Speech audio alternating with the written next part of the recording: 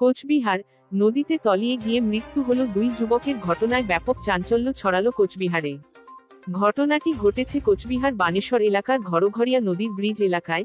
জানা গেছে তারা 3 জন বন্ধু মিলে ঘরঘরিয়া নদীতে স্নান করতে যায়, তবে তাদের মধ্যে 2 জন নদীতে তলিয়ে যায়, যাদের নাম ঐতিহ্য দত্ত এবং অয়ন্তিক ভৌমিক। তাদের মধ্যে একজন সাঁতার না জানার কারণে নদীতে নামে না, যার নাম প্রার্থী চৌধুরী।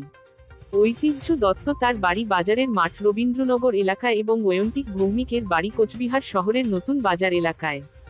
পরবর্তীতে ওই নদীতে নামে ওই এলাকার সাধারণ মানুষ বলে জানা গেছে। পরবর্তীতে সেই 2 জন যুবককে উদ্ধার করার উদ্দেশ্যকে মাথায় রেখে খবর দেওয়া হয় কোচবিহার পুন্ডিবাড়ি থানার পুলিশকে। পুন্ডিবাড়ি থানার পুলিশ এসে গোটা বিষয়টি নিয়ন্ত্রণে আনে এবং সেই মৃত 2 যুবকের মৃতদেহ উদ্ধার করে Cooch Behar MJN medical college and হসপিটালে নিয়ে যাওয়া হয়। উল্লেখ্য, কোচবিহারের এই ঘরঘরিয়া নদীতে এর আগেও বেশ কয়েকজন তলিয়ে গিয়েছিল। কোচবিহার থেকে 2 জন আসছিল গাড়ি করে স্নান করতে এই ঘরঘরিয়া নদীতে, আমবাড়ি অঞ্চল আর বড়াইবাড়ি পার্ট 1। একজনকে তো প্রথম বাড়ি পাওয়ানো হয়েছিল, ওই কোচবিহার হসপিটাল নিয়ে যাওয়ার সময় মারা গেছে, আর একজনকে মাত্র পাওয়া গেছে কোচবিহার হাসপাতালে পাঠানো হয়েছে। কতজন চান করতে?